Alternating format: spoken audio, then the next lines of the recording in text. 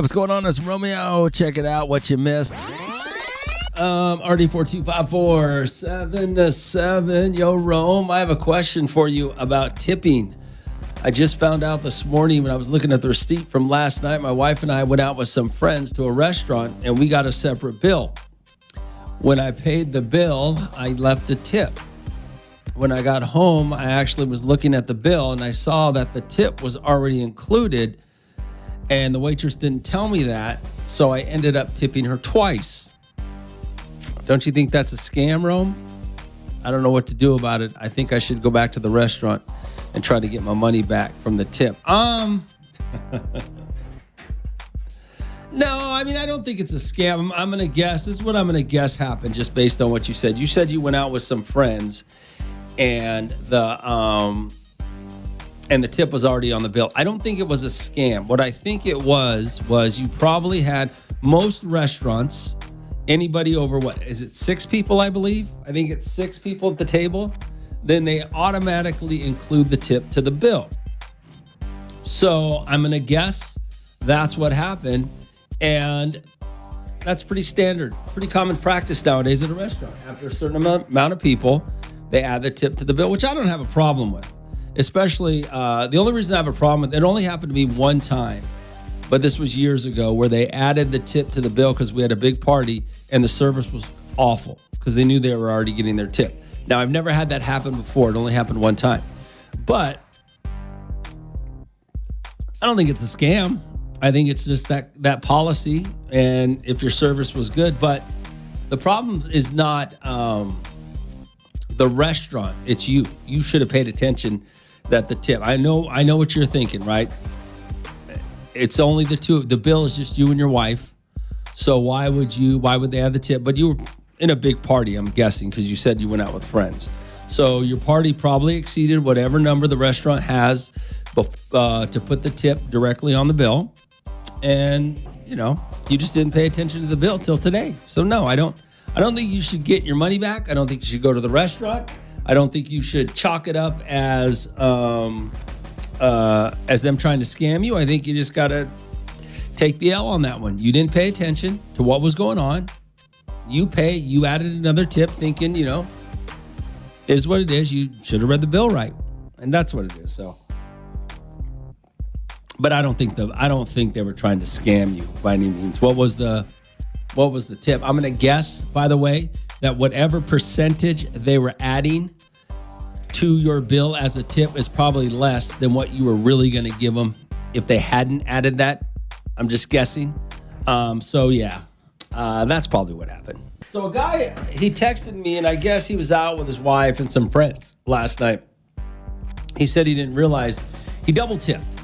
And what I think happened, and I'm just going off what he's saying, I'm assuming what happened was most restaurants, anything over a certain amount of people, they will include the tip, which is fine. That's their policy. There's nothing really wrong with that.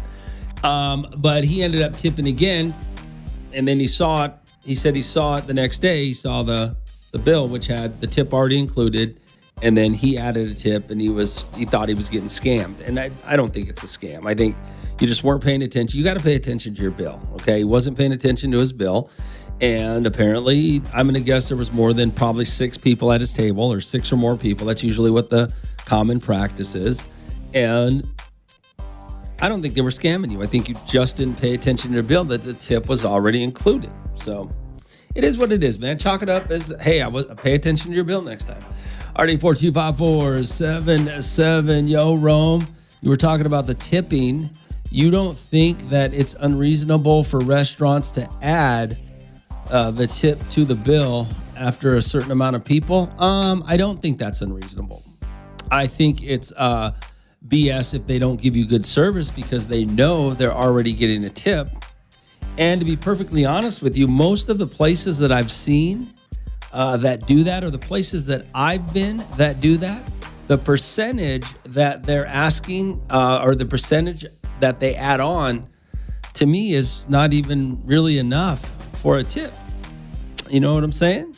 But you got to do something. I mean, it gets, big tables are a pain in the ass, man. When you go out with a group of people, I feel kind of bad. I don't like going out with large groups of people because when the bill comes, it's a pain in the ass. And Raider Rob will know. He's probably listening. He goes out with a huge family I think they go out to breakfast every Sunday or whatever. And I don't know how they deal with their bill, but he'll tell us. But it gets to be a pain. I don't like going out with more than 2 people because it turns into just a headache, with the bill. Oh, we'll take separate bills. I think nowadays with these electronic devices that they use for calculating your bill, I think it's easier for the waitress or waitress or the wait staff to deal with it. But as a customer with a large group, everybody wants to. It's just a pain in the ass. How much did you spend? How much did I spend? How are we splitting the bill equally, or do we do? It's just, well, I didn't order this and I didn't order that. I didn't order that much. You ordered way more than me, so. It just gets to be monotonous and it gets to be a headache. So I can understand why a waiter or a wait staff would want to add the percentage to a bill for large parties. I don't even like dealing with large parties. I don't know how you guys split up. We'll find out what Raider Rob does. But sometimes it's easier just to pay for everything just to get out of there and not deal with it. But, not everybody can afford it. I can't afford it. So a guy, he had sent me a text message saying he was out last night with his wife and some friends, and apparently they got a bill, just him and his wife. Well, he didn't realize that the tip was already added. So he tipped again, and he thought maybe he was getting scammed. I don't think you were getting scammed by the restaurant. I think you didn't pay attention to your bill. So what I think happened is there was probably more than whatever number the restaurant says you have to have to already add the tip. You just didn't pay attention. So I don't think it's a scam, but dealing with the bills is ridiculous when you go out with multiple people. All right, 842-547-78. Good morning, Rome. Always look at your receipt to verify everything. The only thing I don't like is the kiosks you pay through want you to tip on top of taxes added. Example, $100 meal kiosk will do 20% tip on after taxes, generating extra $1.65. Do you have to, a kiosk makes you tip? Why don't you just deny the tip? Or is that, I never seen that before. I don't go to places. It's very rare that I've ever gone to a place where you get, where you order at a kiosk. So I don't know. They automatically put the tip in there. I've never seen that before. You're going to have to explain that one a little more. RD42547-7. So how do you deal with a bill with multiple people or tipping? I don't know. A guy was telling me, he just texted me. He said he went out with his wife last night with some friends. And when he looked at the receipt the next day for his bill, I guess he had tipped. But then he didn't realize that they had already included the tip in his bill. So he thought maybe that he was getting scammed. And I don't think he was getting scammed. What I think happened was there was probably more. It's usually 6 people. He was probably more than 6 people at the table. Even though him and his wife got his own bill, you're still a bigger party. So they added the tip to your bill. I don't think there's anything wrong with that. If that's what they tell you they're going to do, then you can make the decision on whether you're going to be there or not, stay. So he paid, didn't pay attention. And that's that, Already 42547-7. Hey, Rome, what you're saying doesn't make any sense. If him and his wife, who are 2 people, got their own bill, why would they put the tip in? It wasn't more than 6, as you said. Well, look, if you have a party, that's why I said I hate going out with multiple people when it comes to paying the bill. Because some people want to get their own bill. Some people want to get want to split it equally. Some people want to calculate exactly how much they spent versus, how much they ate and what their bill is. And then, so anyway, back to your question. You don't get it because even if you have more than 6 people, and I'm just using that as the bar of when they include the tip at the restaurant, a party's over 6. Even if you have 6 or more people and everybody gets a separate bill, it's still a table of 6, So you got to understand that. 842-547-7. Hey, Rome, what I hate is when we all go out as a big family, as a party, the people that only want to pay for what they they got, but they don't include the tip in that. Oh, yeah, that happens. So when it comes to going out and eating in large groups with large groups of people, right? They add a tip, which is no big deal, but you got to pay attention. Some guy thought he got scammed because he went out with a large group. Him and his wife got their own bill. He looked at the bill and saw that the tip was already added, and he tipped again. But that's on you for not paying attention. All right. Good morning, Hop. What's going on? Hey, what's up, Rome? It's Seahawk Lou, man. What up, Lou? Hey, Rome. So, one way I avoid that auto tipping thing is as soon as I get there, I tell them we're all paying separate bills. So whenever you get your bill, you don't get auto tip. You know what I mean? What do you mean auto tip? What do you mean? You mean if there's more than whatever number of people at the table?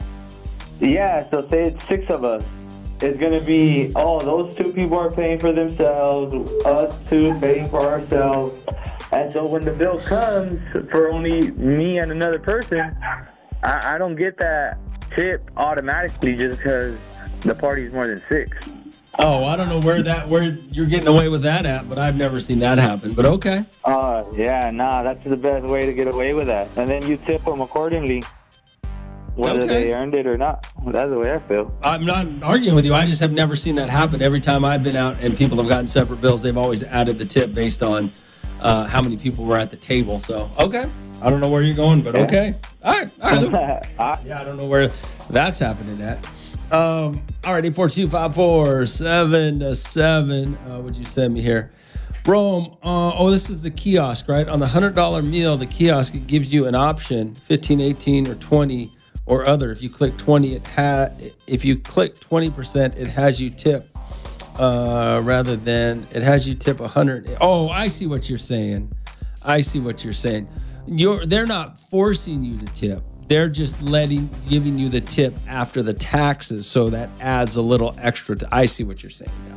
I thought you were going to some kiosk where they were forcing you to tip, or already adding it on.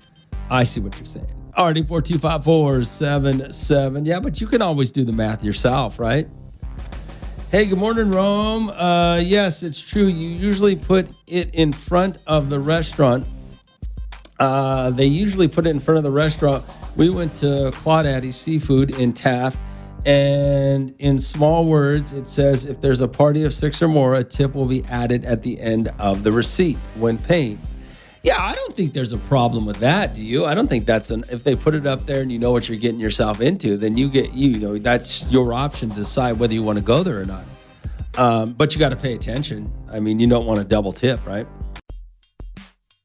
RD42547-7. Rome, tipping is for the birds. I will say this about tipping, and for those of you that don't do it, you shouldn't do it everywhere, okay? Let's be honest. I still go by the policy of, a lot of you guys are taking this opportunity of how crazy tipping has become and how shysty some of these people are to want you to tip them, that you've just cut everybody off. And that's not the way to do it. You should still tip a wait staff when you're out at dinner. You should still tip all the traditional people. The wait staff, the bartender, maybe you tip the valet when you drop off your car. Although I do got a question. That is kind of a scam for me, which I've never talked about. When you stay somewhere,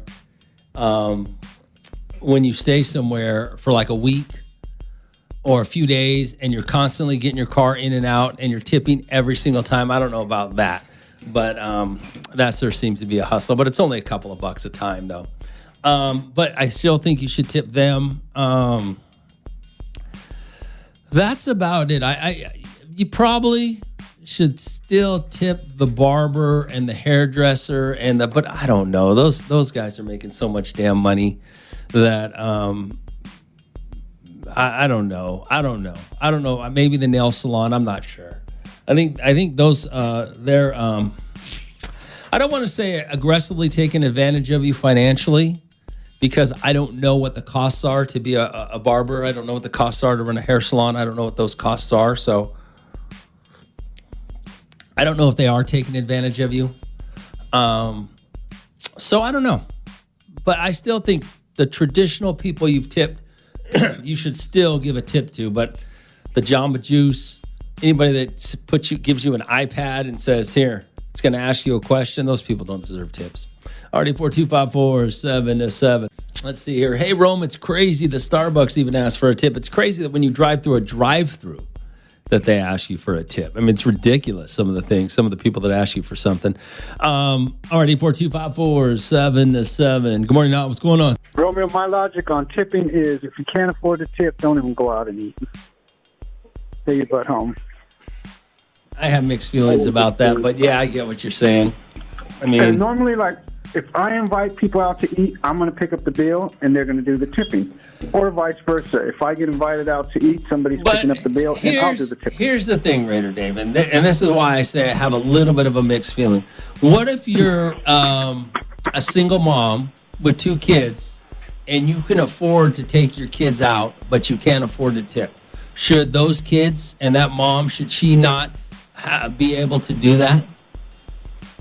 I don't think so. She should save it for the people that have money to do it. Yeah, I don't know that you're right about that, but okay. The state gives them sun bucks. It's like summertime EBT. She can stay at home, hook it up, and if you can't afford to tip, don't even go out. What makes you think she's a single mom on EBT? Maybe she's a single mom just trying to make it work because she's, Yeah, it's tough right now. Inflation, everything is high out there. So, I try not to go out unless I have enough to splurge and leave a tip. And it's all due to good service. If the service is horrible, if my drink's empty the whole time, I'm not tipping you nothing. My tip is going to be faster next time. Okay. All right. Okay. All right, Dave. That's where the dilemma comes in when you think about tipping. Because a lot of people say, if you can't afford it, don't do it. But what if you are that single mom who wants to take your children out or your child out or who? Because everybody should be able to go out and enjoy, a night out, whatever that consists of. So anyway, I don't know. All right, so we're talking about stupid tricks you did as a kid or neighborhood games. You got together with your buddies and you would always, you would do something dumb. You would you'd play some sort of neighborhood game to entertain yourself. 842-547-7. Good morning, Al. What's going on? Hey, what up, bro? Hey, what up, man? So, I remember back in the day, me and my little cousins and all the little homies on the block, we were all into WWF when wrestling was real, you know? It was real, okay. And we used to play poop matches, so whenever a dog would poop in the grass, first one that landed it lost. Oh, yeah, it was horrible, man. It was horrible. But hey, it was fun. It was fun as kids, and yeah, it was knockout challenges. So whoever landed it was out. That's nasty. That man 71. It was gross. That's nasty. All right, man. Thanks for calling. Thanks, man. Like I said, man, kids will do anything to entertain themselves. When it was just. You had to go outside. You had to find other kids to play with in your neighborhood. And kids would just come up with the stupidest games and do the dumbest tricks. Just, how do you think, how do you think a lot of these kids get hurt? A lot of these scars came from entertainment. That's what we had to do to entertain ourselves. Already 42547-7. What kind of tricks, what kind of neighborhood games did you guys play? And when I say neighborhood games, like what the guy just said, they played WWF with poo. I never heard of that before, but that was a neighborhood game. You're talking about games, neighborhood games you played when you were a kid. Good morning, Hot. What's up? Rome. What up, brother? Neighborhood game we called, it was football, but we called it sideline bash. As long as you ran down the middle with 2-hand touch. You ran close to the sidewalk or whatever, you got hit. Whatever you hit on that sidewalk is whatever you hit. Oh, come on. Wow. Hey, it made us stronger. I sure did. Damn. That's rough, man. Thanks for calling. Good morning, now. What's going on? Hey, Romeo, you talking about the childhood games? Yeah, what up, man? Hey, so there used to be like 10 of us. We all lived like 2 blocks from each other. Okay. We had the old, the Power Wheels, little four-wheel cars or whatever. Oh, okay. Dude, there'd be like 6 of us. We're all probably 6 or 7 years old. You team up with your friend. He'd push you around. We had a little derby going on. We'd smash into each other, bro. We did it until our cars broke, man. We had these little beat-up cars that have no batteries in them. And we just all got together. We just smashed into each other, Somebody pushed you, and you took turns just like that. Oh, man, that's great, man. That's great. That was great, dude. I never see those kids do that again these days. Yeah, you won't. All right, man, thanks for calling. All right, man, later. I mean, let's be honest when we talk about this stuff, though. Kids today will never do that stuff because they don't have to. I mean, back in the day, before the internet, before laptop or iPads and computers and all this stuff, iPhones, before all of that, you had to entertain yourself. So you went and found a bunch of other kids in your neighborhood that had nothing else to do, and that's how you became friends. Think about it. All the friends you have for the most part now are because you were looking for other people, other kids that had nothing else to do just like you. Right? You might not be friends with them today because, you didn't have that's all we were doing as kids, running around looking for other kids that had nothing else to do. So we could do nothing together or make up silly games to play. All right, 842-547-7. Romeo, how are you this morning? Doing great, brother. What's up? Well, growing up, man, a lot of childhood games that I grew up playing with a few friends that I had, and to this day are still part of my life. One of them, we didn't have a lot of money, so one of them, what we used to do is we used to roll up a piece of paper, using origami and turn it into a dart. And what we would do is you grab dirt and you throw it inside to make it heavy, right? Yeah. And then you grab a paper clip that you put at the very tip right before you put the dirt so that it doesn't fall out, and you grab a rubber band, the thickest, hardest rubber band you can find, okay, and you launch it in the air. And everybody stands in the circle, head down, and see whoever it hits. Mind you, it's paper with dirt. It's not really going to hurt if it hits the back of your head. Until Artie decided to look up, and we're like, all right, we're down. It's one of those things. If you're growing up in East Bakersfield and you hear the words, you're not down, oh my gosh, or double dog dare you, you're going to have to do it. So we all decide to look up. Well, it hits Artie square in the eye. Oh, right? my God. That is so funny. To this day, we call him Bullseye Artie, or sometimes we'll call him Artie.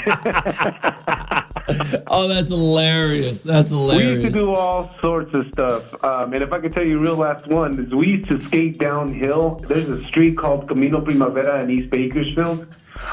They dared me to rollerblade downhill. I'd never rollerbladed in my life. I didn't know how to stop. So as I'm going down, I'm about to reach college, which is a very busy street. Yep. I'm thinking the best thing for me to do, since I don't know how to stop on rollerblades, is to throw myself on one of the lawns. Well, Newton's law of physics is that a body in motion tends to stay in motion unless acted upon with greater force, equal or greater force. Well, guess what? When I threw myself midair into the grass, I completely kept going midair and missed the entire grass area, landed on the driveway and the pavement, rolled a few times.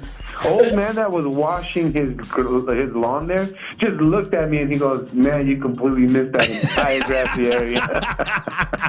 Well, we're talking about, as a kid, man, before all this electronics, before video games, before anything that kept you in a house, everything you had to do was outside the house, which means you had to go out and find other kids like you who had nothing to do.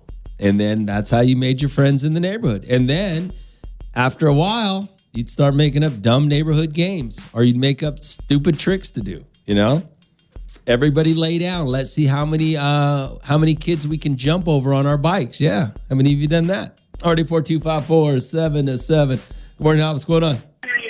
Good morning, Romeo. Hey, what up? What up, DJ? Hey, when I was little, we used to play this game called Hide and Go Get It. Have you heard of that? No, what is it?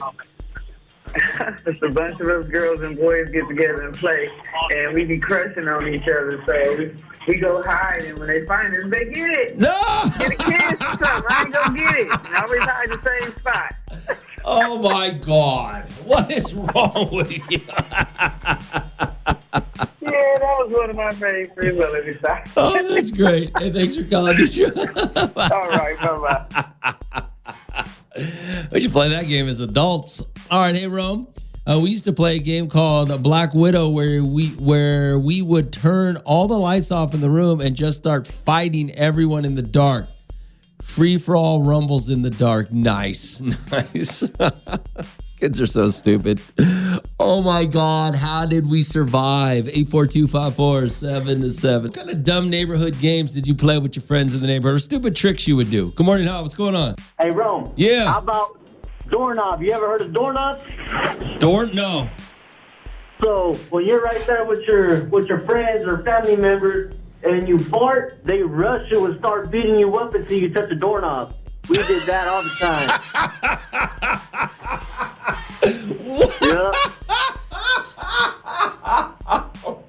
Yeah, that's what we do, man. As soon as someone cut one, rush them. That could be the dumbest thing I've ever heard. Yep, it was fun as hell. All right, man. Thanks for calling. All right, later. Doorknob. Let's play doorknob. All right. Good morning, Al. What's going on? Hey, what's up, Romeo? Hey, I hear you talking about the games we used to play dumb as kids. Yeah, what up, man? Me and my homeboys had a game we used to play. It's called BB Britches. So that means all of us would be together and we'll try to use words without using the letter B. And then if you use the word B, everybody just gets a punch on you until you say BB Britches. My God, that might be the second and stupidest thing I've heard today. Yeah, so if you said anything with a B in it and you forgot that we was playing BB Britches, everybody would just wrap around on you, beat you up, body slap you until you say BB Britches. So you better not forget. All right, man. You guys are crazy. All right, man. Thanks for calling. It's like slug bug. We used to play slug bug in the car, right? I don't think they play slug bug no more.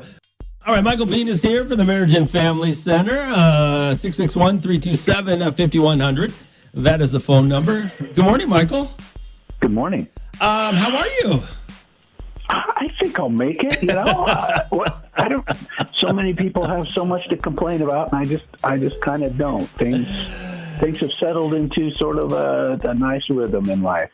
Well, if you're having a great life, then I guess we don't have to worry about relationships anymore, right?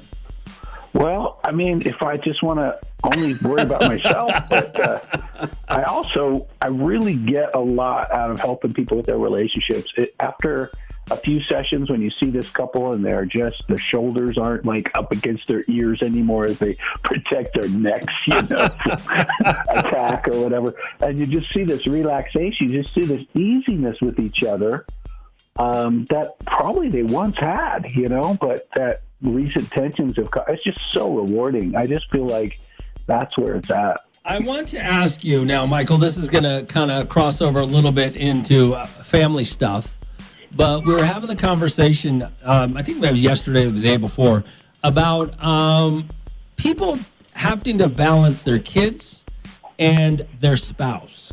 Yeah. Somebody was asking me about it, but they put it in the terms of who should come first, which when you look at that, it's kind of, I don't know if you could say it like that, right? You have to, everybody has to come first in some capacity when you're in a family unit like that, right? Even yourself?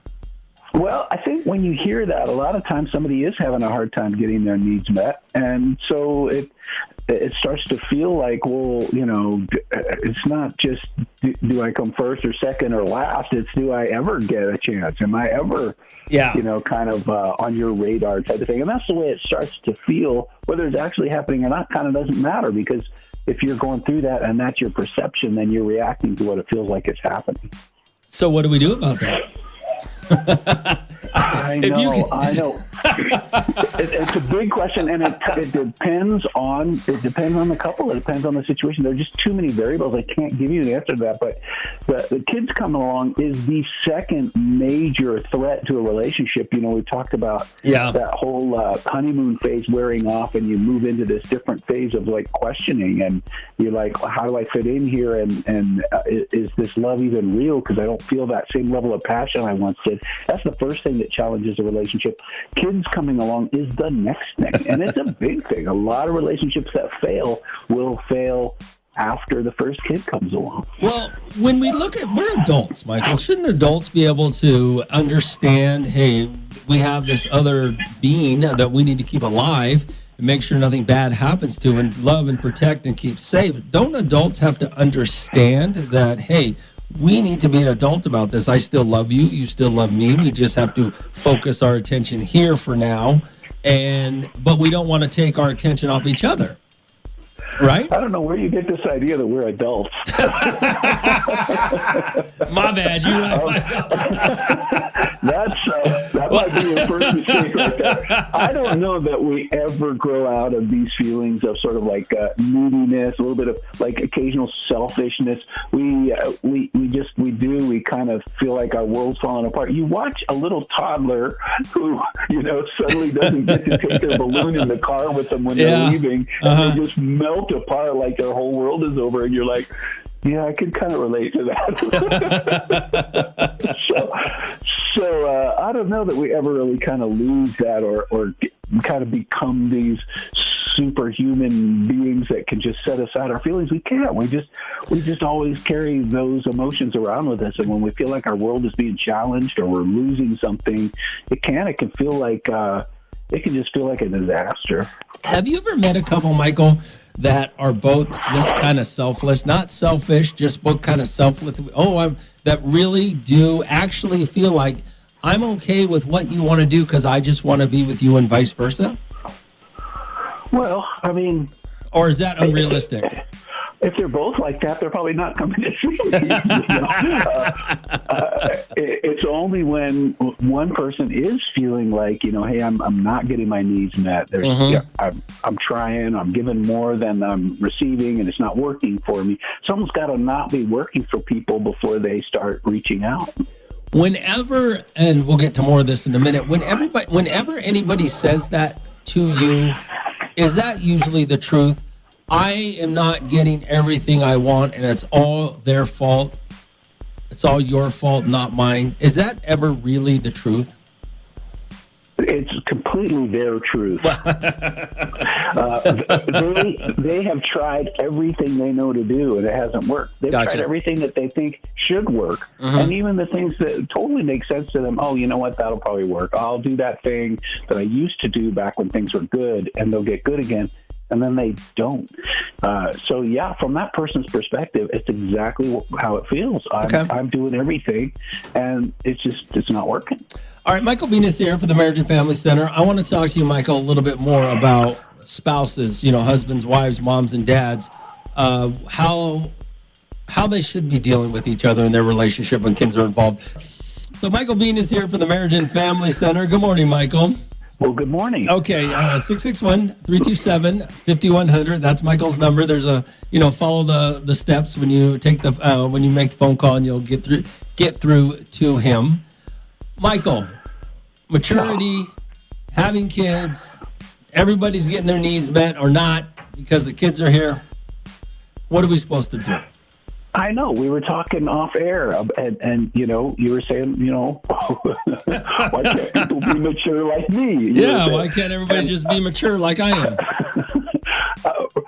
I don't know that maturity is the best way to really look at it, because when you're not getting your needs met, you're not okay. At any maturity, whatever maturity level you're at, it's like almost like, oh man, I've been feeling these loving feelings from this person, and now they're all just totally into this baby that came along, and I'm getting nothing, and I'm desperate. I'm just feeling really like, it's almost like going without air. If you're holding somebody underwater and they're flailing, If you're holding somebody No. underwater and they're flailing, no fair saying to them, "Oh, be mature." What do you grow up? There is, come on, Michael, we're adults. Adults should to be able to understand what is happening and how to not act like a child. I mean, I think I'm the last dude on the planet with common sense and maturity because it just, the way you make that sound, Michael, it just makes it sound like people are childish.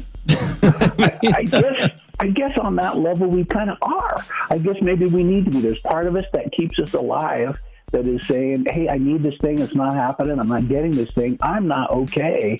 And I can't just like pretend like things are okay when I'm not getting my needs met. I don't know. I'm just like, it makes me wonder if you've ever had a significant period of time when you just haven't had those love needs met. And you don't know what that heartache kind of feels like. Why would you? Why would you? First of all, why would you choose somebody that wouldn't do that? And second of all, why would you not have that conversation long before you even get into that position? Well, see, that's what mature, sensible people do. They have that conversation. What happens if kids come along? Oh no, let's just wing it, and then we'll be mad at each other because I'm not getting what I want because this toddler needs what they need, and I'm being ignored by you. You're not being ignored. I mean, I guess this is where I say this, Michael. Is the reason I say immature when we talk about maturity is I know. You're not ignoring me because you don't love me anymore. You're ignoring me because this other thing that we brought into the world, or this human being we brought into the planet, needs you more than I do. Does that make sense? I mean, okay. And then what? I just have to just suck it up, I guess. You can have that conversation with somebody, and very often the conversation goes something like, "Hey, I'm a little concerned about what's going to happen with us," and then all the focus is on the baby, sure, and then the answer is, "Oh, we'll be fine."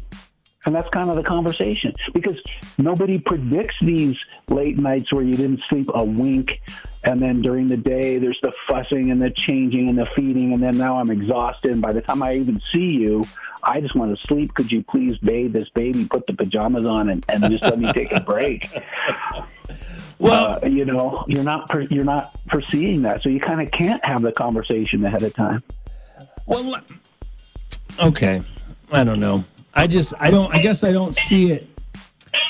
We're adults. I just see adults need to stop being childish, especially when it comes to serious situations in your life. Money problems. You said, what did we say the first thing was, Michael?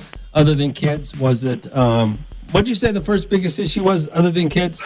It's just that initial honeymoon phase. Oh yeah, that wears off, and now we're not getting everything we want every moment of the day, which. Okay, shouldn't you have gotten past that growing up as a kid? I mean, you've even said it in the past, Michael. We teach kids to share, and instead of just getting one for the, share your toy. No, let's just get another toy for the other kids, so both of the people have one. And shouldn't you learn that though as we get older? That hey, you're gonna make there's gonna be some changes in the life. You're gonna have to change some of your. Is it wrong to say change the way your needs are met or change your needs? Is that wrong? Is that just unreasonable? No, it's reasonable. It's just harder than I think you're making it seem. I think for a lot of couples, that is like this tangled web. And even if I try to reach in there to grab one of the little loose ends of the tangle, I kind of get my hand slapped, it feels like. And it's like, well, there's no way to kind of even approach this.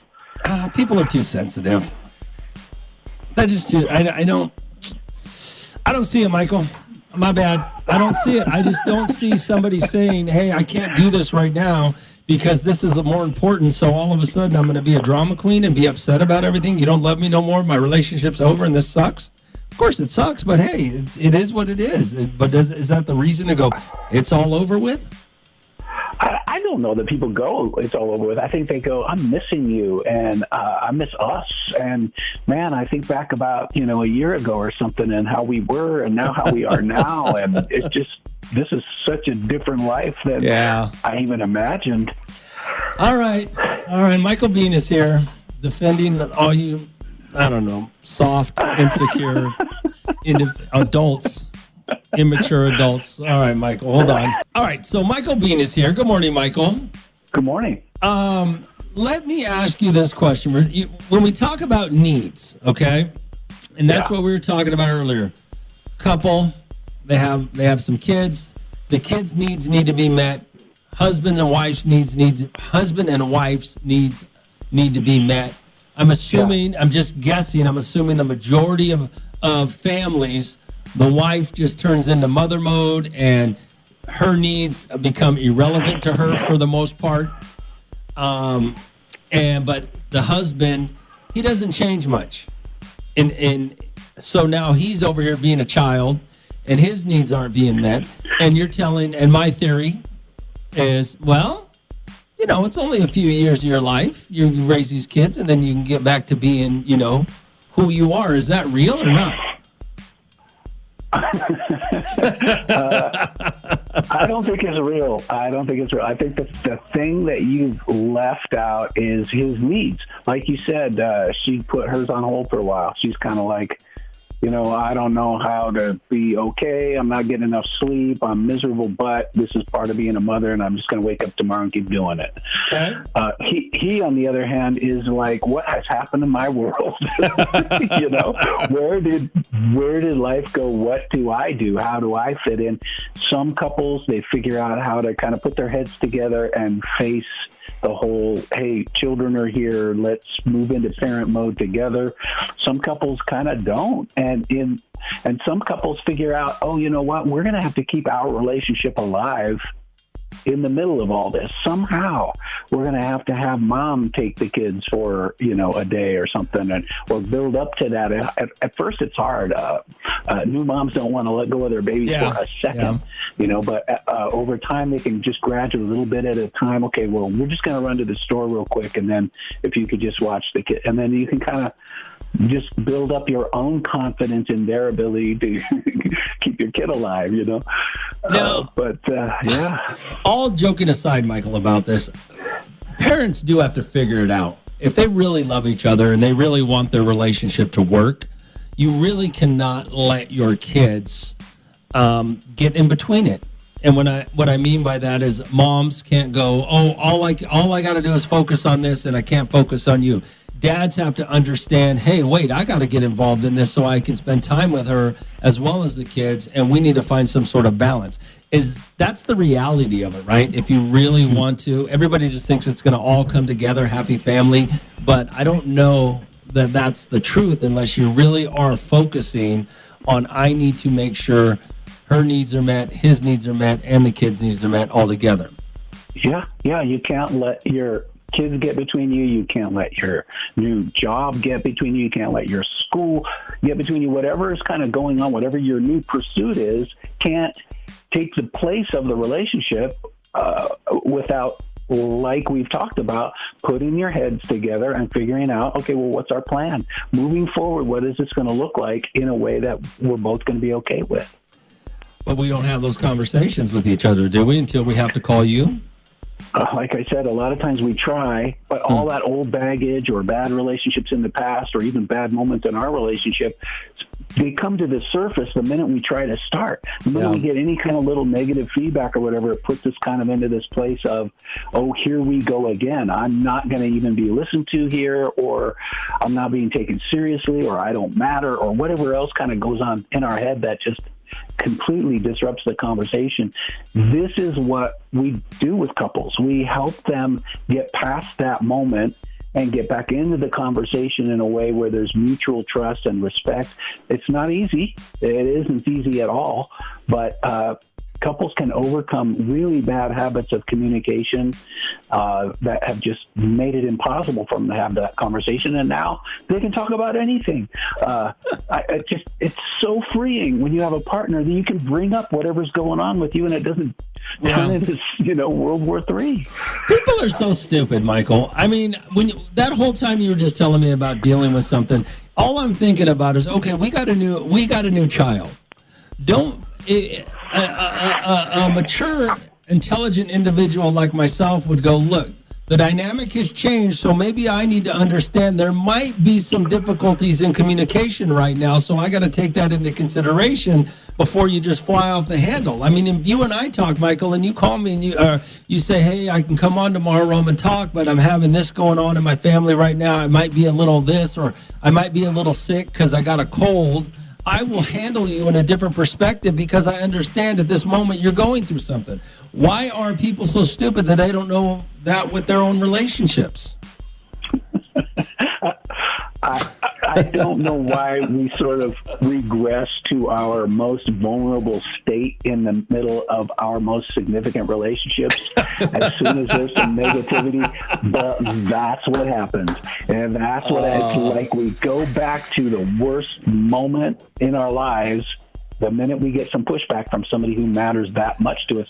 The truth is, it's a sign of a lot of caring and connection. When you have that kind of a response to somebody, you don't have that kind of response to somebody you don't care about. Yeah, I'm not going to argue with you. Mm-hmm. You just put them in their place. You just kind of say, whatever, chalk them up. You just kind of brush your hands together and say, whatever. Mm-hmm. But about something that you really care about, hey, that's when your feelings get all in a jumble. Yeah. All right, Michael Bean is here for the Marriage and Family Center, 661-327-5100. Good morning, Michael. Good morning. I want to talk to you about cheating. I know we got a few more minutes left. I want to talk to you about cheating for a second. We were having a conversation the other day about a guy who got cheated on by his wife because he was never around, too busy working. And he kind of took a little bit of accountability by saying, look, she's right. If I'm, maybe that was the wake-up call he needed. His words, not mine. And that their relationship should be better. I think the overwhelming thought with everybody was it's always the cheater's fault. And where do you go from there? Why didn't she just leave? Why did she have to do that? Something that was so detrimental to a relationship from the outside looking in, right? So what is your perspective on that, Michael? Well, that's sort of almost a predictable pattern when things aren't going right in a relationship. When things start to not go well, then one or both partners will start to notice the other people in their lives. Yeah. Notice coworkers, notice friends, exes, start to come into their mind again. And gosh, that relationship, when it was good, it was really good, their mind goes back to. And they sort of compare that to the stagnant or caustic relationship that they're in right now. And then their evaluation of their current relationship gets even worse. Oh, my gosh. Because they're comparing it to this sort of fantasy relationship that they've already created with this other person. So there's this kind of mental avalanche that happens when things aren't going well in a relationship and your mind starts to turn to other people. That's the thing to really kind of guard yourself against that, hey, the grass is greener over the fence kind of thinking, that instead of trying to take care of my own lawn, I'm going to look at how green my neighbor's lawn is and focus on that. That's what starts really getting us into trouble. But I don't know how much of that was going on. Again, this is not somebody I've ever even talked with, so I don't know the details. Is it in this hypothetical scenario? Is it easier for somebody to go that route than it is to go the let me try to fix it route with my partner, with my spouse? Do human beings tend to try to take the easier route, even though long term it could be harder? Well, we think we've already done everything we know to try to fix it, and it didn't work. We think that all the avenues of even trying to approach it with the person aren't working. They're just not open or receptive to trying that. In our mind, we're just convinced that they said, no, I don't want to talk about it. And so that means we don't get to ever talk about it. Yeah. So the discussion's over. So it kind of, I don't think people sort of move on from the relationship that they feel like there's hope for. I think people get discouraged first and they feel like, there's no hope here, so I'll look for hope somewhere else. Now that you said that, I totally lost my train of thought about it. When it comes to cheating, we always say everybody from the outside looking in always says, well, just leave. Why? I mean, it's obviously easy for you and I to say it. Well, not you because you're in the business, but it's obviously easy for me or anybody else who's not emotionally tied to that relationship to go, just leave. Why didn't you just leave? Yeah. Why is it so difficult? Because of our emotional ties to this person, or the change, or what? Yeah, and quite frankly, I think that a lot of people sort of realize that cheating is sort of a reality. You know, they've done research to show that a lot of people cheat. This is not an exception kind of a thing. This is something that humans kind of tend to do. And so I think deep down when people kind of realize, you know, if I had been in that situation, maybe even I would have done the same thing. And when you kind of have that perspective, then it's kind of like, well, why do I want to just permanently end something just because they did something human? And one last thing, Michael, before I get you out of here about that, we've always had this conversation, at least I've always believed anything you do, and I think you believe it too, anything you do behind your spouse's back is cheating. And you have these emotional conversations at work with coworkers, and that your wife or your husband would be devastated to hear that you're talking about with coworkers or other people. And a lot of people think that that could be worse than just having sex with somebody because you're lonely or because, you know, and I mean, that's for everybody else to decide on how they feel about it. But there are a lot of ways to, I think cheating is very kind of one of the worst things you can do to somebody, because it really does break trust, and respect. So, but can people overcome it? Gosh, not so hard, because you've already kind of set up a scenario where somebody's hiding something from that person. So that already tells you that they don't have trust that the relationship could kind of handle that truth or that openness or whatever. Yeah.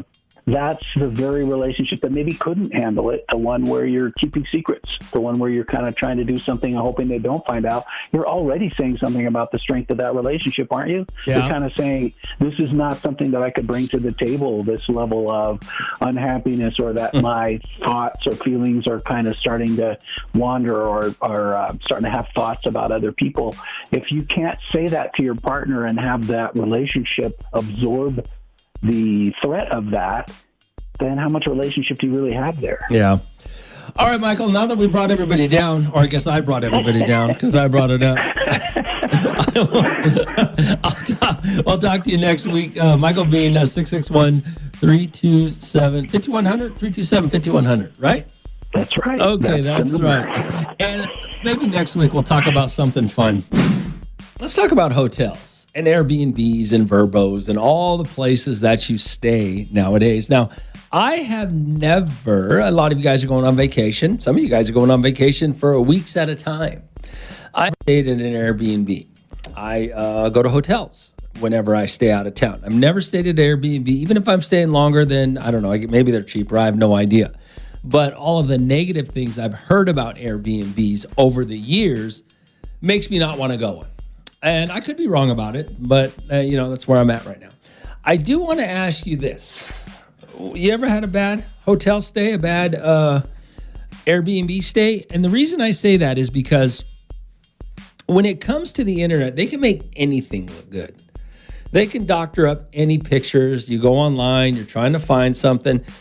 And I'll tell you why. And this has not, the house could be great. I have no idea. I've never been in it. But a few years ago, I was driving over this overpass here, the Truxton Avenue, that overpass that when you get past the library, there's an overpass, right? It goes over the train. I think it's a train. I think it's a train. Well, right on a street next to that overpass, somebody put an Airbnb. Now, I don't know if it's still there. I just remember driving by and seeing a sign that said Airbnb. And the reason I said it is because we live in Bakersfield. We know what part of the city that is. We know, and the house could have been great. It could have been beautiful. I have no idea. But somebody coming out of town can go to that and not know where they're staying. And it'd be a totally different perspective for them. They could have thought they were getting this beautiful place because of the pictures and this amazing part of town, and that's what you get. And I don't, like I said, once again, I have no idea if it's still an Airbnb. I have no idea if it's if it's beautiful inside or not. All I'm saying is, you never know what you're getting until you get there, right? Already 4254777. I mean, the same thing. When you travel anywhere, you just never know. So you ever had what happened? You ever get a bad spot? You ever go on vacation? You ever stay somewhere and you're like, oh my God, this is where we're at. You ever have a hotel horror story? Yeah, we're talking about hotels, maybe about Airbnbs. You ever have a horror story or what? Good morning, Al. What's going on? So what's going on, Romeo? Yeah, I was just hearing your thing about getting a bad place to stay at. Yeah, what's up? This is a story, not me personally, but I was driving Uber in San Diego, and I picked up a couple from the airport, and I was taking them to their destination. As we got off the freeway, I mean, it's basically that area was just homeless town, and I looked at them like, hey, everything okay? They looked kind of shocked and looking around outside the window. And they're like, no, we just bought, a place here, one of the high-rises, new high-rises. And the high-rise is beautiful. It's just the area they were buying it at was not good. No idea. That's funny. They were coming from Texas. They bought it online, never visited the place, nothing. So they didn't know what was around there until I got off the freeway. And I'm like, oh, man. That's too bad. Like I said, man, it's tough. Yeah, it was right across the street from Petco Park and everything, but again. Yeah. Oh, I lost him. All right, 842-547-7. That might be a nice area now. I know they ran. I know there were a lot of homeless there now, but I think they got them out recently, last few years. All right, 842-547-7. I mean, that's a whole nother conversation. Purchasing something online, you don't know what you're going to get. Hey, Rome, let me tell you about a hotel that I stayed at. Now, this is not a horror story, but my wife and I were at a hotel over at Pismo, and she jumped in the shower. I was putting things away. The top drawer of one of the dressers, I found nude photos of some woman, what looked to be in the hotel, on the bed, in the shower. Romeo, there must have been a whole stack of them. Whoever must have stayed there before had left them. And I showed my wife. We got a big kick out of it. Well, here's my question, by the way.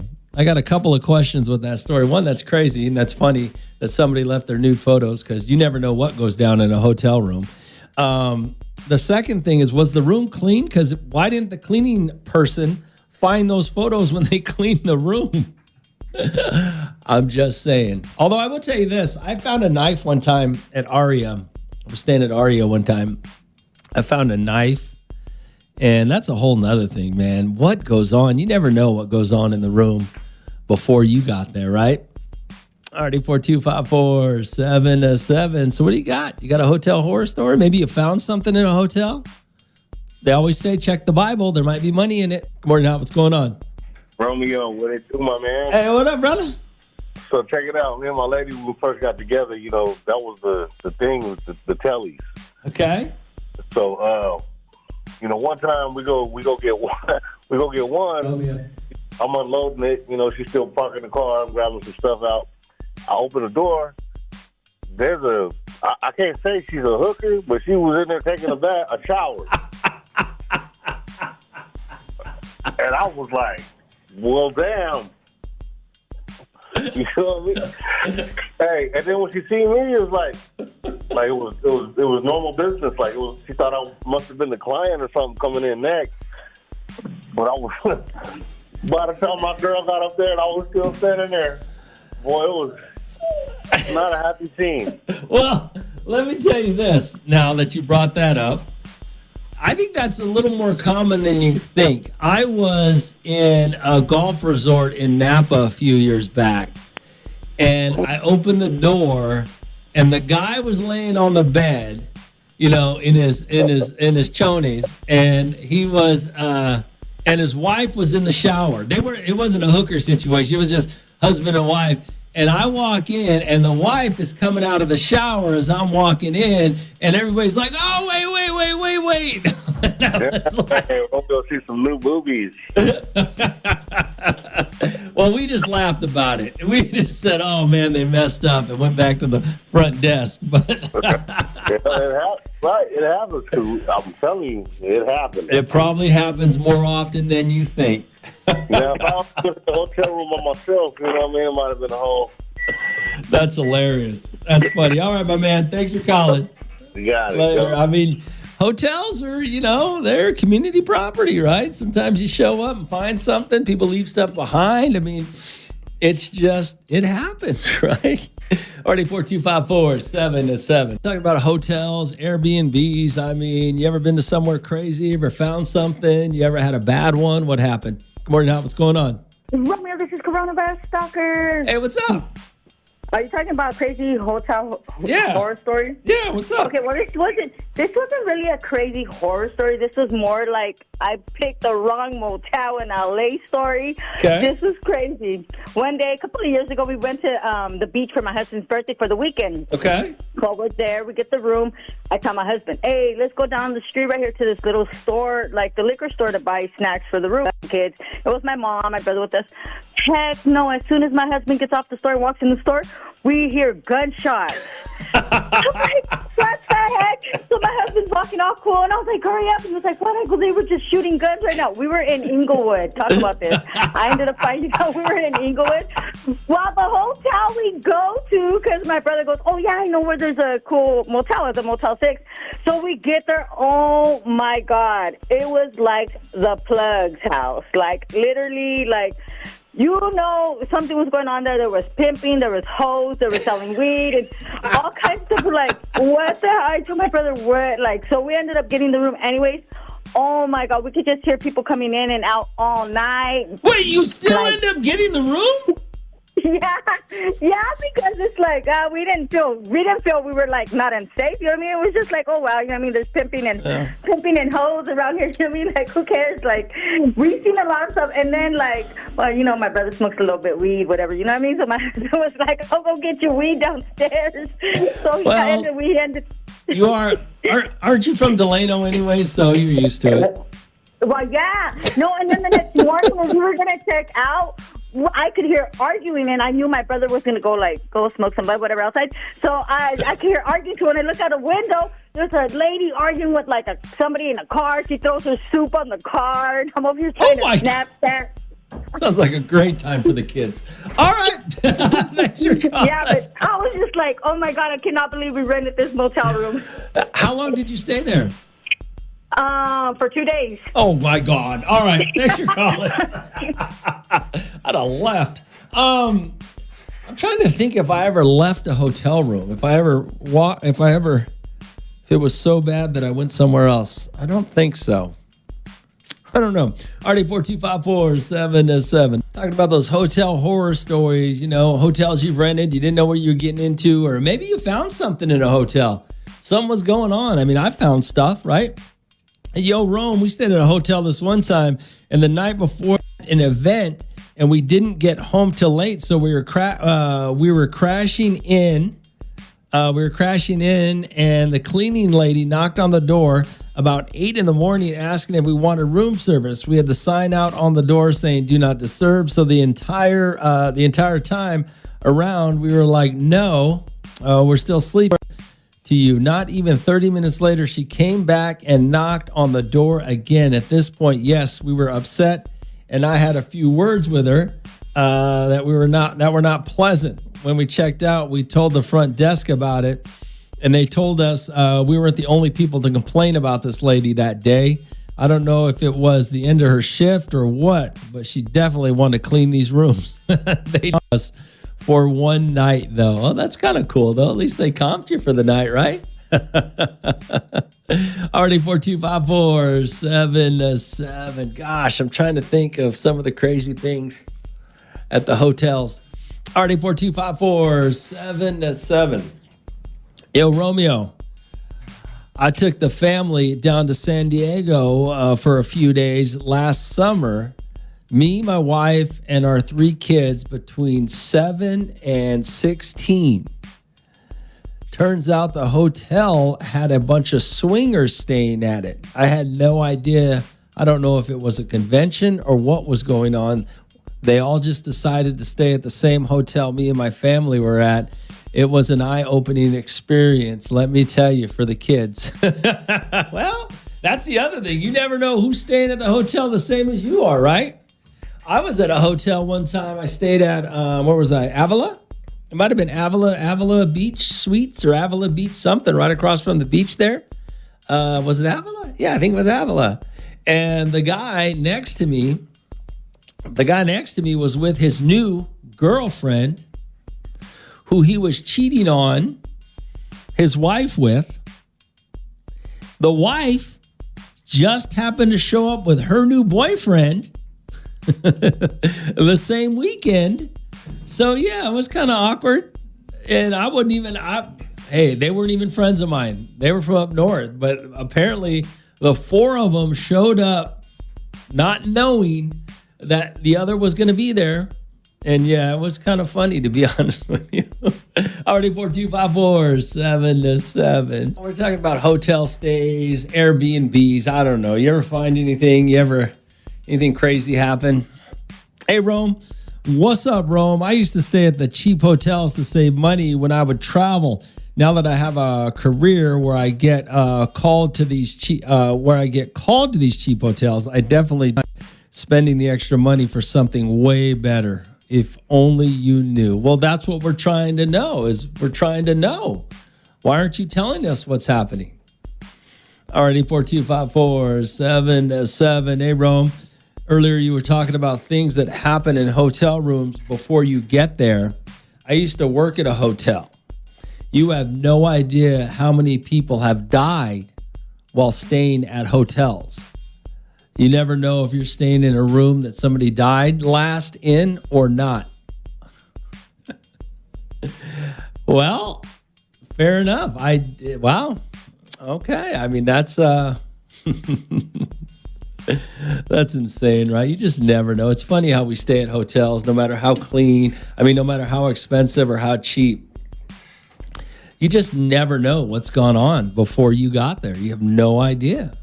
It's unless you find something that shows, Alrighty, 42547-7. You got a crazy hotel story? Anybody? We're talking about these hotels, right? Hotels, Airbnbs. What have you found? What have you seen? Were they good? Were they bad? What happened? Everybody, I think, has an experience, especially when you go out of town, right? And you don't know what part of town you're staying in. You don't know. They make them all look good, right? If you don't know the city you're going to, you don't know if the hotel you're going to or the Airbnb you're going to is in a safe neighborhood. You don't know. Alright, 42547-7. Yo, Rome.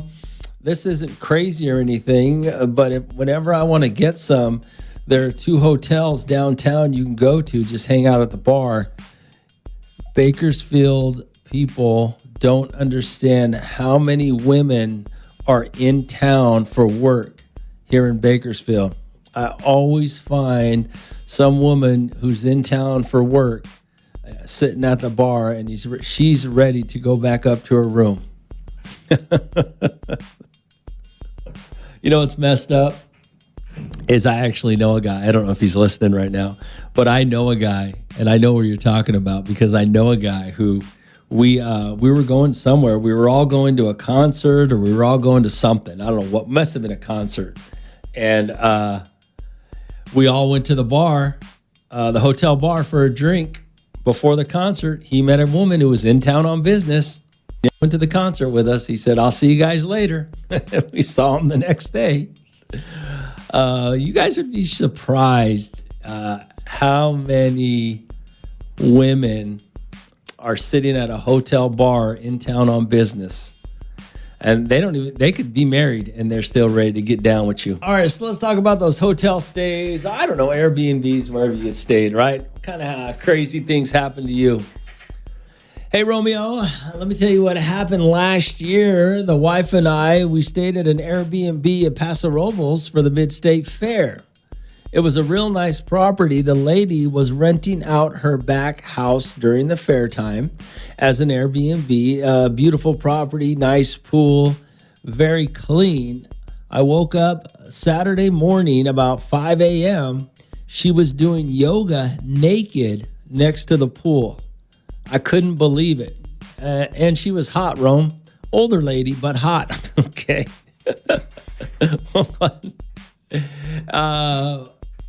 So I sat there, Rome, drank my coffee while the wife slept. The next day we got up early again, and there she was again doing naked yoga by the pool. I could see her right out the window. That's funny. All right. Hey, good morning, Rome. You still doing crazy hotel stories? Yeah, if you got one. Hey, what's up, Rome? Hey, Ruben, what up, man? Hey, man, one of my buddies from LA, he has a place here. And they did a big event at his house for his birthday, and so I had my cousins come down from LA and everything, and they rented this place all there off of where I grew up at, and they're telling me about the place, and they're like, yeah, we're having issues with the neighbor, they had got the house for like 4 nights. He goes, the neighbor's giving us issues just because we parked in front of their house, and now they're complaining all this, so they're having drama with the dude, and I'm like, who is he? Bro, I knew this fool. So I call him up, and I'm like, hey, what's up, bro? Those are my cousins staying next to you in that R&B and everything. He's like, oh, no, man, I didn't even realize that. My cousin said that when they went back, they had my buddy had bought him beer. He was cooking carne asada, telling him, hey, come on, you guys come on over. I know you guys were family. You know what I mean? And my cousins are like, dang, I didn't know you're not. Dude, we grew up in that little neighborhood. You know what I mean? And they were just tripping out there, you know what I mean? Because dude, there was a whole different guy after that, man. Oh, that's funny. Yeah, that's funny. I was loading up my barbecue grill back in the truck, and the guy goes, hey, my buddy told me, yeah, I'll help you load it up, man. Don't worry about it. I got you.